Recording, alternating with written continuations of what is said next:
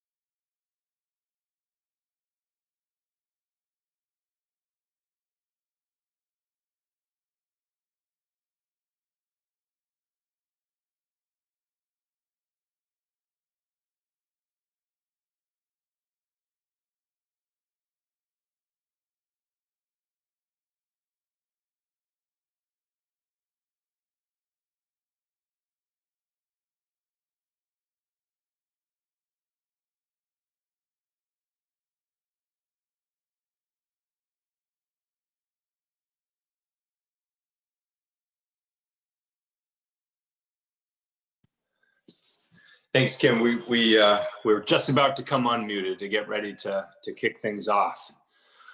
All right. Well, we're at 5 past, and we're going to get started here.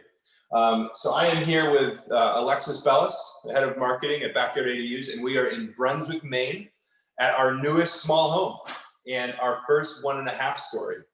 And tonight we're going to go through. We're going to give you a tour. We're going to do Q&A. And we're going to talk about some of the things that are really unique about this house, because it is rather different when it comes to what people think of when we think of prefab and modular. There's a lot of innovations that we worked on with our factory partner. And as you'll see, we think it's gorgeous. So for the evening, Alexis is going to be keeping an eye on questions. If you can put them in the comments in Zoom, we'll just stop as you ask. I'll just stop what I'm talking about and ask your questions, so it's a nice back and forth. And as we walk around, we can kind of do questions about a specific room, about specific features. This house has a full basement, so we're going to go down to the basement so we can talk about what's going on down there. If you are watching on Facebook, we are not watching the Facebook Live comments as closely as the Zoom comments, but if you want to join the Zoom live stream, the webinar, you can do so just by going to the event on Facebook, clicking in and grabbing the Zoom link from Eventbrite. Okay. So as I said, we are in our 1.5 story house, and we're calling this the Damona. I don't know why we're calling it the Damona, but we had to give it a name. And this is a 1,200 square foot, 1.5 story house. And it's 2 bedrooms, kitchen and living room, 2 full bathrooms, and we're sitting on top of a full basement. So this is the largest house we built, but it's still less than half of the average size home built in America. The average size home built is 2,700 square feet. And as you will see, this house is going to feel huge. It's probably going to take us a little while to walk around and show everyone everything, and answer questions. But let's start. I'll show you the front door, and we'll kind of walk through it as if someone would be coming in.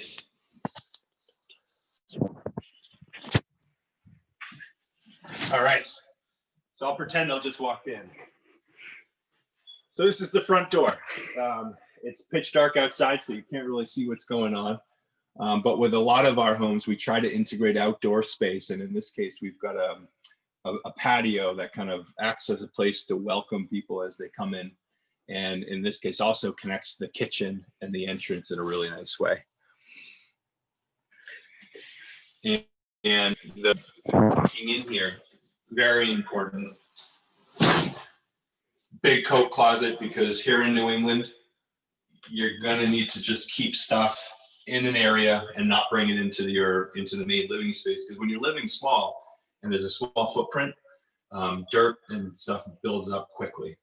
And it kind of creates a zone for you to transition from being outside to being inside. You can see, took our sweatshirt off earlier because it's quite warm in here.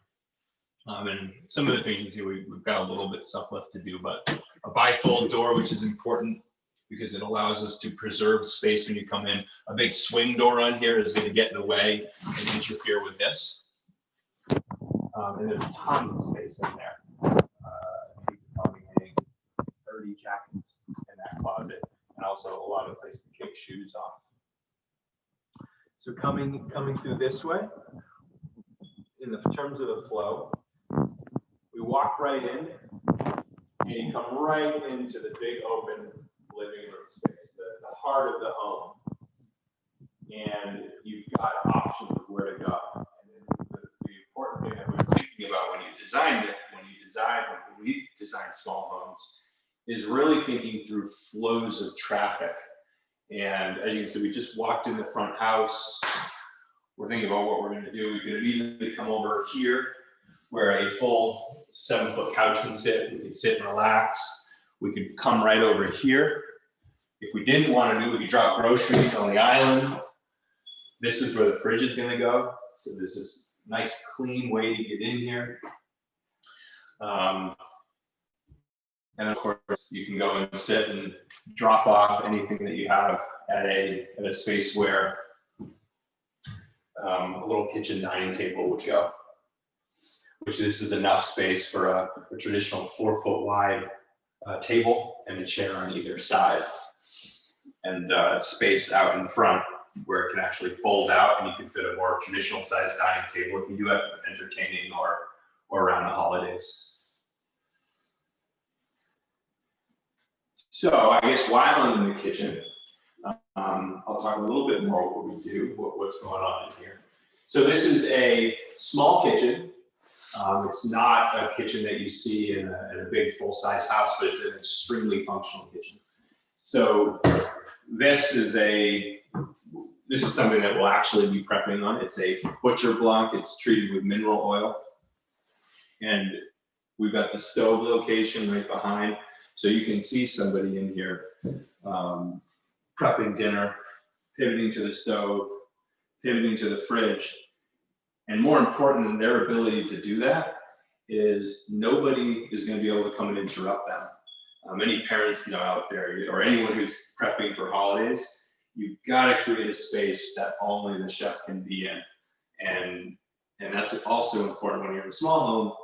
If you just have an open kitchen like this, oh yeah, this moves. Well, if you're trying to prep in here, you're just going to be constantly running into people. But with something like this, you can block it off and create your custom space. Just like that. And the other neat thing about this rolling butcher block island, this is what's key for giving you space to entertain. So after you're done prepping, you can pull this right out of the way, and now you can have a full-size table in here. And it's important, we don't often do a lot of these movable spaces because they don't really get used. When you have too many finicky things, They just get in the way and they get forgotten about. But in this case, we really like this. It's very, very simple to do. While I'm in here, we are putting a backsplash in. We're hoping to get that done tomorrow.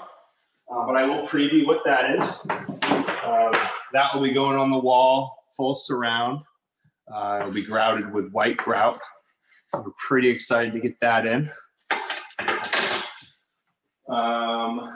And another note in this kitchen, this is going to be an 18-inch dishwasher.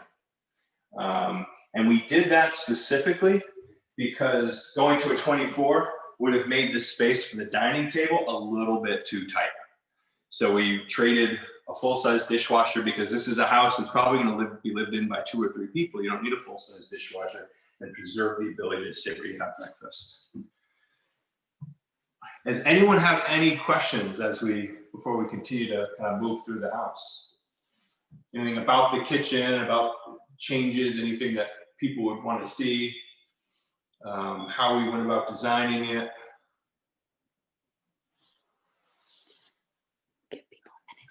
All right, well, jump in if you have anything. So now we're in the living room, and in the living room, we're kind of open space from the kitchen. Oh, we do have a question. Okay. Are those closets in front of the door? I do believe they mean right here. Yeah. Good question, because that is part of the kitchen. So we have a giant pantry right here, and it's still full of tools. But this space is crucial to make that kitchen really function. This can take cleaning products. This can take your canned goods. I mean, anything. This is an enormous amount of storage space. And again, we use these bifold doors because this is a 3-foot hallway. And if we try to do French doors anything bigger, they're just going to get in the way and be very difficult to use. So someone asked if the butcher block and the tile are like upgrades that people can get, or how that works. So good question. So this butcher block costs about the same as the quartz countertops. And we try to include quartz countertops as standard in our projects, allowing you to not downgrade, but just reduce the cost and go to laminate and achieve a savings rather than have to decide to get quartz. So this is actually this is from Lowe's. It's a company called Sparrow, and it costs $480. And you get a nice big 6-foot by 3-foot piece. You just put right on top and screwed into the island. And then there's another chunk too. We've got if you have that 6-foot piece. This is only a 3.5-foot island. So we've got this nice extra chunk, which is going to make for a couple of really nice cutting boards to replace some of the older ones. And they were also asking about the built-ins in the living room. Good question. So let's move into the living room and stairs. So in small houses, when you're building 2 stories, stairs are really, really difficult to put in and not waste space.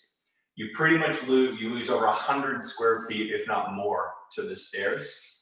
And when you put them in, you've got to make use of them. In this case, we put storage in. Obviously, we put bookcases in. This, I don't know if everyone on the call knows, this is actually going to be my wife and I's house. And we built these as a weekend date project. So we paid for the lumber, and then we paid in time over a couple of weekends. This kind of work would be an upgrade, and we would be partnering with a local craftsman to help put these together.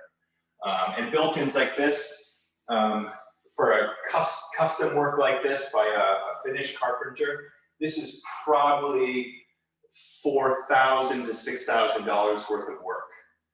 And this is whenever you do finished carpentry like this, it adds up quite quickly.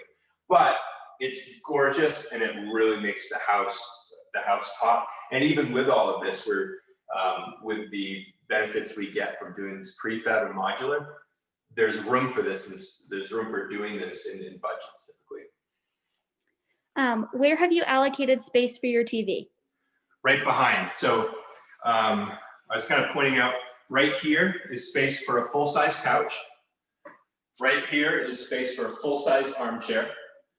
And the TV is from right on this wall. And what we recommend doing is probably a full-size entertainment center, some kind of piece of furniture that has a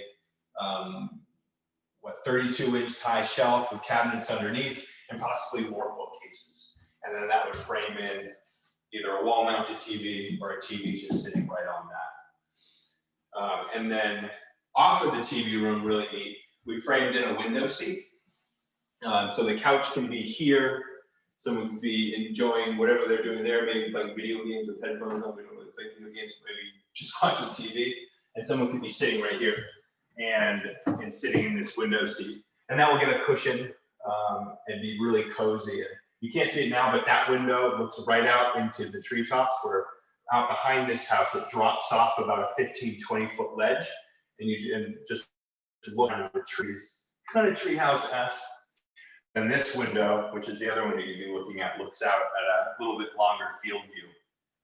And then down underneath, there'll be drawers going in, big, deep drawers to hold blankets, probably for a couch or games, or probably it's just going to be 16 inches deep of crap that we have to sort through.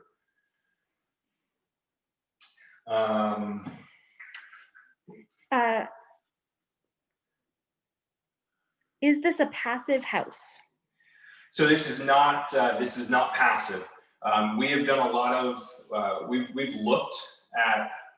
done a lot of work trying to figure out how energy efficient we need to be for it to, and we've looked at that alongside diminishing marginal returns. And what we found in a small house going all the way to passive ends up being somewhat unnecessary, at least from an energy use standpoint. So with solar panels and the efficient heat pumps and the amount of insulation and air sealing that we're doing, we can get this to net zero, which is where we're trying to hit. But to go to passive, it gets to a whole nother level. So it's not passive, but it is net zero ready, and we'll be adding solar to this, and we'll be tracking it to see how we do. So I'll walk this way. So again, we're coming through the living room. We have a little passageway here. Walking out into here, we've got a downstairs full bath, or a three-quarter, what would we call this? A three-quarters bath with a shower. And this is just as tight as you can get it. And this is one of those things where the shower was to some degree put in for resale value and to appease appraisers, which we absolutely hate doing. But going from one bath to two bath makes a big difference if you're trying to get bank financing and making sure you're going to hit the appraisal that you need. It is somewhat useful though, because if you have guests over, they're staying in here, they can have their own bathroom, they're not going to have to traipse upstairs to take a shower. And this is basically designed for a Murphy bed. Could fit between here, a double Murphy bed, fold down, fold up, and be there for guests, and then act as an office when people aren't staying here. And if we spin around, you can see there's just all of these nice big windows which keep it open. So if you put a desk right in front of this window, you're looking straight out, again, out of the field and trees, or you're looking out that way at the street. And we do have, to make this an actual bedroom, you do have to put a closet in here. And again, we paired that closet with space where you could put one of these Murphy beds in. There's lots of love for the Murphy bed office combo. Murphy beds are neat. And you can get them right on Wayfair or order them online. They typically cost, we've looked at them, and you can get one for between $1,500 and $2,000, which is kind of steep. It's a little bit, it's certainly not, it's not cheap, but it does allow you to use space quite well. Okay. I guess the other thing I'll point out while we're down here, you might be seeing all these floor vents in here. This is heated and cooled with, this is ducted mini splits. And we've got, we use an LG heat pump in here to do that. And the ducted system it does a great job of distributing the hot or cold air throughout the house. You don't get hot spots, and you don't have to find spaces on the walls for the heads. What type of windows did you use? So these windows are, and for the person, as I'm describing this, is one of the reasons we're not passive, is because our windows aren't good enough. But these are Harvey Slimlines. It's a mid-grade window. It's a window that I'm very happy with. We're very happy with, but it's not like a triple pane. This is one area, like if we were to analyze this house and figure out why are we at 1.9 air exchanges per hour versus 0.6 to get us to passive, the windows are one of them. But to go to a window that allows us to do that, we're talking an extra $400 or $500 per window. So over the course of this house, 15 to 20,000 extra. Who is your factory partner and where are they located? So we work with Professional Building Systems out of Middleburg, Pennsylvania. And we worked hard choosing them. We toured lots of factories in Pennsylvania, New Hampshire, Maine. We were even talking to a couple factories in Canada, and they've been a great partner for us so far. And they helped us innovate this house. And another thing, we'll talk about the innovations as we go upstairs. But this cathedral high ceiling with this is something that was done at PBS. We had talked about how can we get some varying roof heights, because often when you think modular, you think just 8 feet, fully flat, big open spaces, no differentiation. But to create a really nice home, you've got to have different ceiling heights. So we worked with them to do a 7-foot high wall on this side. So when you're sitting at the table, you feel a little bit more cozy, and then have it open up to make your kitchen feel both cozy, but formal and grand at the same time. Which, to do that on site is it takes a lot of time, but it's something that can be done very easily in the factory. So let's go upstairs. The upstairs is a master suite, and it's stunning. So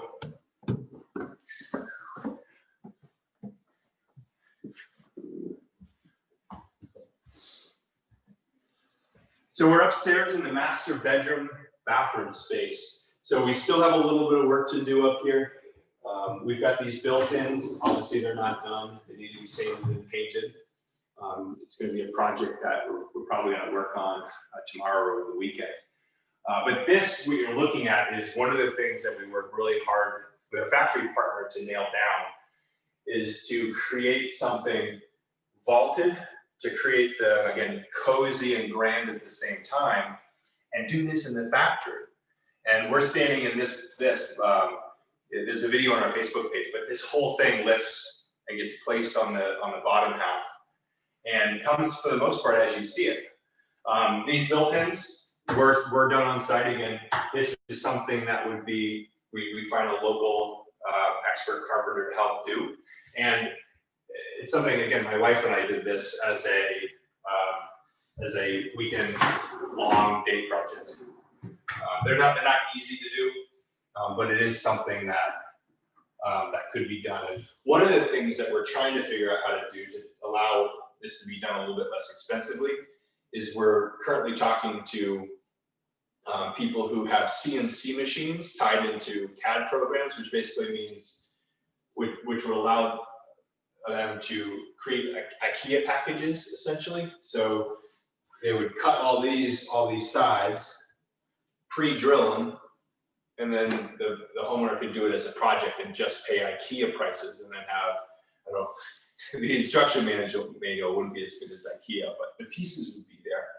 It's one of the ways we're trying to make this more affordable, because when we're in these spaces, especially with this gambrel roof line, if you were to just put a regular dresser, so regular dresser is about 32 to 36 inches high. If you're doing one of the long skinny ones, it's going to hit the wall right here, and you're going to lose about 1.5 feet of space, which when we're looking at these drawers, that's 2 drawers in one, which is only possible with the built-in like this. And you get two of them like that. gets a little bit smaller. And then you've got your sock and underwear drawer.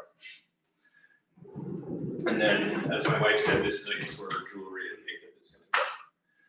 I don't know what I'll put up there. It'll probably just be receipts. Receipts usually coming, whatever's in my pockets when I come up. So more about up here. That window is a wonderful, it's an eastern facing window. So it will get you up out of bed nice right away. And it also looks out into the treetops, which is kind of nice. And then all of these skylights are fairly southern facing, which is great for the winter because it keeps it nice and bright up here when the sun is low on the horizon. And then with the insulation and with the low E glass, there is going to be heat gain in the summer, but it's reduced to as much as we can affordably with the proper windows. We have a question. In the photos of the upstairs on the website, there were exposed beams. Is that a possibility? It is. So we may still put the beams in here. We basically were just cutting stuff out, so we could call it done. But yes, the beams on the website would go straight across here, and I think there's about 4 that would fit in here. And we did find a supplier for hand-hewn beams in Gardner, Maine, and they have a steady supply of them, so it is something that we could do. And the beams are a nice add-on. There's other imagery on the website of having this be all basically clapboard, knotty pine or shiplap, which can also be done, and that's also an option. And our designer helped us kind of feel through what are the different ways that you can design these upstairs. So it's all possible. And then another thing I'll note while I'm looking at this wall, we did do a mini split head up here because when we're doing the ducted system downstairs, that's one heating and cooling zone. By putting that head up, we can add another zone so we can have the upstairs be a different temperature than downstairs. We have a question. They love the floor. What kind is it? So these are engineered hardwood from Shaw. I think this is called Freeform. So if you Google Shaw Freeform, or if you email us info@backyard.edu, we'll send you the link. But yeah, they're an engineered hardwood with a 3/8 veneer on top, so they can be sanded. They can be sanded several times, and they go in very easily, which is one of the reasons we use them. The wider the boards, they look great, but it also makes the install time very quick. This wall is designed. This is where a bed would go, and as you can see, we designed it so someone from 6 feet tall can walk up all the way to the end, hit their head, and get in. This is like a conservative placing. You could push this further back because typically you get into bed 2 feet from the headboard, so right here. So if we push this in, it would give a little bit more space upstairs, but when we did the layout, we figured this was the spot we'd go. And we've got, really neat, on either side of the bed, we put USB outlets, which allow you to not have all of those silly little plugs for your USB charging. And we've got one of these in the kitchen too, which I didn't point out, but these are a nice little new thing to add into homes if you're building new, or you can add them in and switch out regular outlets. So we've got washer dryer space here. These are, I mean, they're mealy, they're nice. These washer dryers are actually counter depth, so they're on the smaller end. But the counter depth washer dryer just allow us to push them further out of the living space and put this wall a little bit further in. A regular washing machine would probably come out, would kind of stick out to here, which again would encroach into the living space, interfere with this door a little bit. And we also we're going to be testing this out. We're not sure how these work, but this is a heat pump dryer. And that's going to be part of the way that we're hoping to achieve net zero in this house. Because in these small homes, again, going to this passive versus net zero thing, the leading driver of costs is actually not the heating and cooling, which is kind of weird. You think heating and cooling is the most expensive thing. The leading costs are the appliances, especially the dryer and the water heating. So we've been looking for ways to drive down the energy use of appliances, the lights, and domestic hot water. And then we can step into the bathroom here. So again, we're in a master suite, and this is designed to be just a couple space, a nice big bathroom. We will be putting some kind of shade on this, so the neighbors don't get a free show while people are in the bathroom. But it does allow a ton of light, which is great. And as I said, over there is an eastern window. This is a western window. So if you shower and do in the bathroom at night, you're going to get a little bit more light in here, which is kind of nice. And maybe you can watch the sunset. Double vanity. This is a really nice thing to have. Obviously, if you share a sink, if you ever use one, it's a really nice upgrade. And then this shower, we designed this so we could have a skylight right over the top, and with a couple of soap ledges, and then there'll be a sliding glass door that goes in here. And again, this tile work, this is done at our factory partner PBS. They've proven to do really, really solid tile work.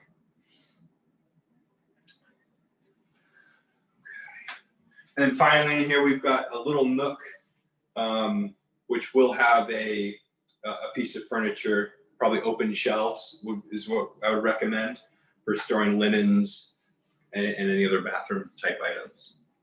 And they're the cabinets. And then these are also openable medicine cabinets as well to keep stuff off the counter.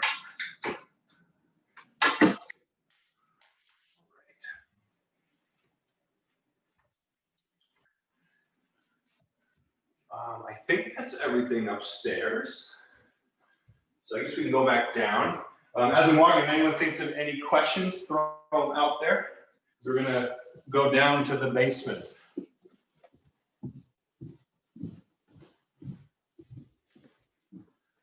Okay. Yes, let's go out to the basement, because this is on a full basement. It's our first full basement. All right. We have 2 questions. Oh, okay. What will go in between the 2 drawers upstairs, like the 2 dressers, is the first one. All right, that's a great question. Just putting our shoes on, because as you can see, there's not a way to get into the basement from this side of the house, and I'll explain why that is when we get down there.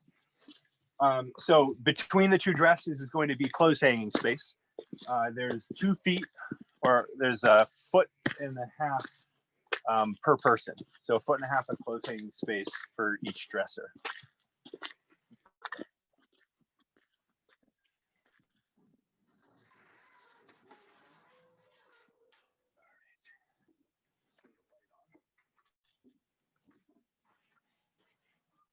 Okay.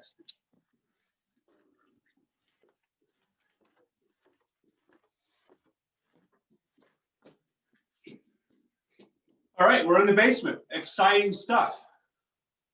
Well, so the story, I'll explain the story of this basement. So we originally, when we were building this, we're not going to do a basement. We ended up hitting some ledge, and that ledge wasn't the issue that caused the basement. But we had a combination of having to lift the house up a little bit higher to get gravity-fed septic. And when we did that, we got halfway to a full basement, so we decided to go for it. Oh, you don't have any picture for some reason. Uh-oh. Oh, video's back. We're all good. Video's back. Yep. Rocket. All right. So anyone that you can see what I was just talking, we're in the basement. And you're looking at this basement. So all of our projects use Nudura insulated concrete forms. We have no video again. I'm gonna come stand back here, see if that makes any kind of effect. Oh, what's it doing? I think that, do we have video again, everybody? Video is fine. Okay. Are you on the Wi-Fi? I should be. I am. I think It should work down here. I just keep getting it's on, it's off, it's on. It should work because it's right there. Cool. Huh. Will work. But yeah, so the basement, like this space, we're gonna leave unfinished, but it's great workout space. And it's a great place for storage. And I was saying we weren't originally gonna do this. We're very happy that we did, because as you can see, we're already putting stuff in it. And some of this stuff, like as you can see on the wall, there's skis. We needed a place to store all of our stuff. And we've got this. This is kind of neat. This is going to be an LL Bean boot testing station. So we're going to invite people over here after they go to Freeport to see how good their boots do. But we have another question. Is there a way to make it so that you can access the basement from inside the house? Yeah, good question. So we're standing underneath that staircase and the window seat. So yes, you could. The access to the basement in this would be under the stairs going upstairs. So it would be right up against this wall and open right there. The basement in this case was an afterthought. We'd already designed the house. We'd already sent it to the printer, AKA Professional Building Systems. So we couldn't change it. And honestly, I'm not really concerned about that. It's a short walk around the outside, and appreciate the extra storage up there. But you can do that, and the stairs you'd always stack stairs. What else is the question? We had a question about like the overall cost of this house. So we're still tallying up with all the add-ons because we did, like I said, my wife and I did some extras. But as you're seeing it, we're between 240 and 250,000.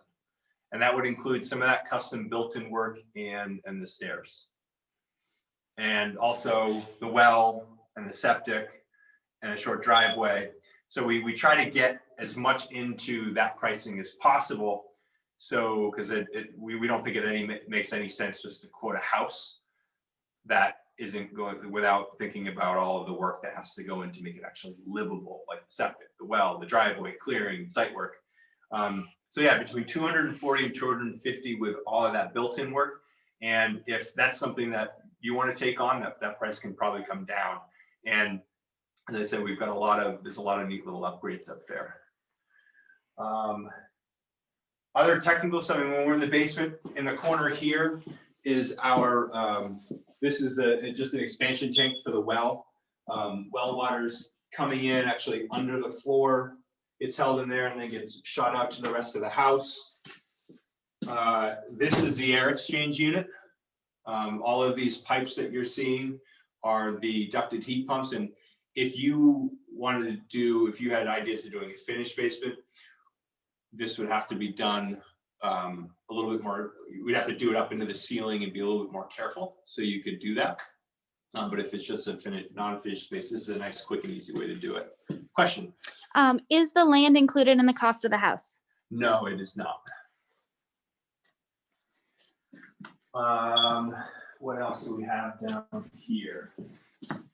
I guess that's about it. We've got plumbing that goes out to the septic tank, then off to the leach field. And I think I started to talk about the ICF, which the green is insulated concrete forms, which helps keep this a nice insulated space. Question? Are we using ERV or HRV air exchange systems? Oh, good question. I don't think so. This is I'm probably going to misspeak here. Are you referring to air exchange systems that are in a passive house, like the ones that are taking air from the outside, taking it from the inside and circulating it? Or are you asking about, well, this system is the air exchange for the mini split? We got a yes to the first half.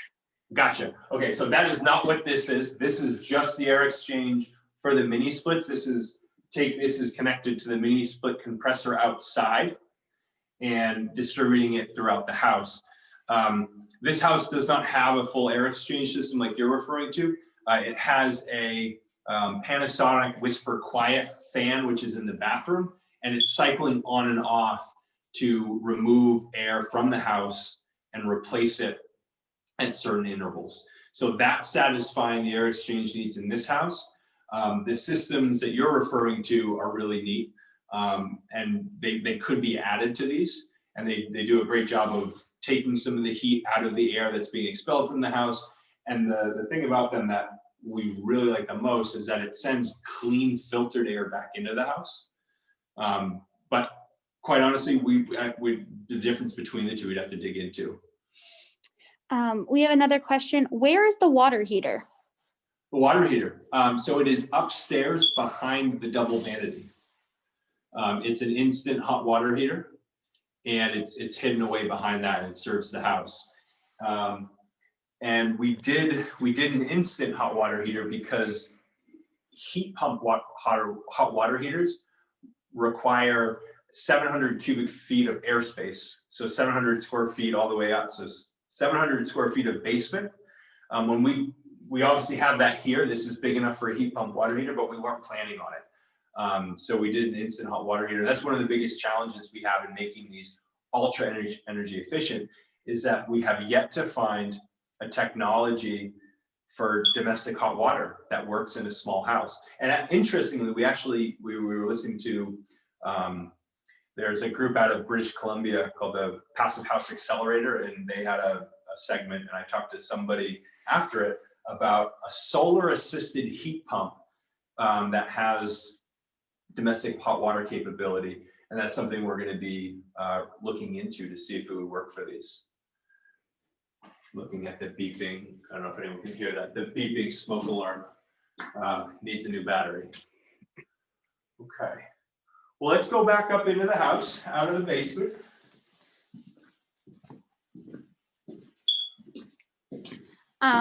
One of the attendees said that there are, let me make sure I'm saying this correctly, split heat pump water heaters, but they're expensive.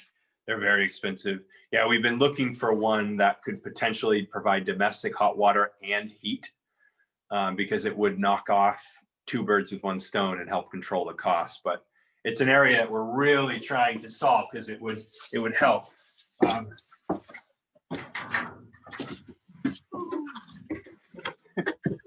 We get a light back here. Yeah. All right.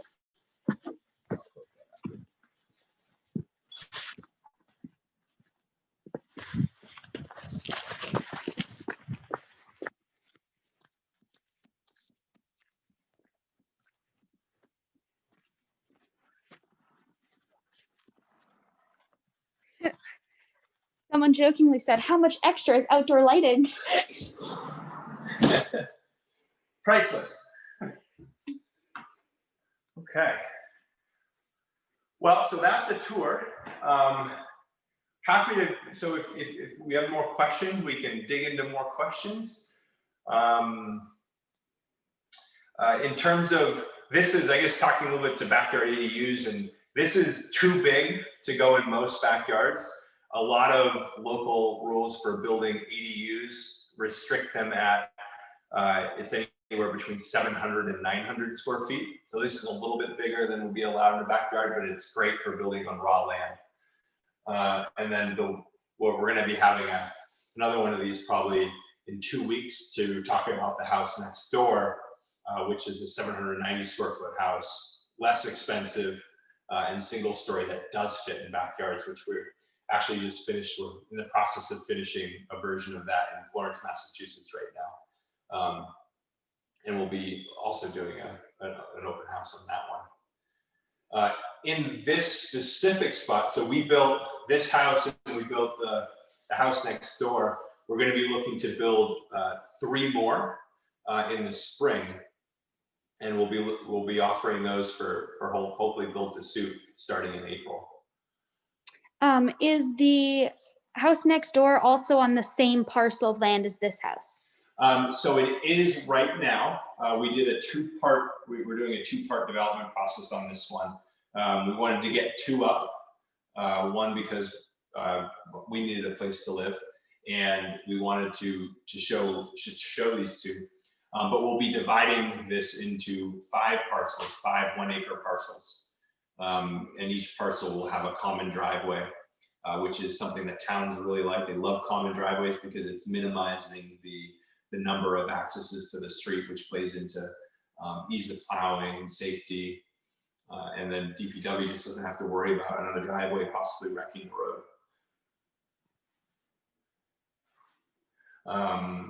Let's see, is there anything else?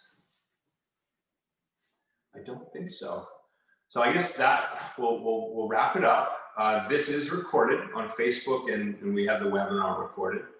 And we're going to be doing a 360 virtual tour, I believe, on this next week. And then keep an eye out because we've got virtual tours coming for the L-Line 790, a house in Florence, Mass, Whately, Mass. And then we'll do a follow-up on this one when we have furniture in it and it's decorated. We have one question. So once you split these up into acre sections, will it function as condos? So not in this case. So these are going to be separately deeded lots. We didn't need to do the condo route on this one, but that is something we are going to be looking potentially to do condoization of a main house and an ADU in North Yarmouth is something we're going to be looking at doing. And we've also been exploring doing that in Northampton as well. The condoization is a really neat way to get more buildings on one lot and try to drive down the cost of ownership, because we're dealing with high costs of construction, but if anyone that's ever looked at land costs is enormous as well. For sure. Also, just to remind everyone, we are going to be doing a 360-degree tour of this house to go over some more of like the plans and renderings, a little bit more about the building process and design process. That is Tuesday, the 19th, same time, 5:30. Just want to make sure you can get that on our website, on Eventbrite, or on Facebook. It's everywhere. Oh, that's a good reminder. Yeah, we'll go into the plans and we'll talk about the design process a bit more, because people were asking questions about that, like, is that custom? How do you choose that? And we'll kind of dig into that as well, because it's something we're trying to. If anyone has worked with us, we do a long planning phase in order to nail down exactly what we're going to build instead of fixed price on the project. So when we get towards halfway through it, we're not all of a sudden saying, hey, this is going to cost 20 or 30% more. You're going to have to come up with the money. We don't do that. We figure it out up front. We fix the price, and we'll talk about how we do that next week. All right, well, thank you, everybody. Thanks for being here and checking out the house, and look forward to seeing everyone on the next house that we finish.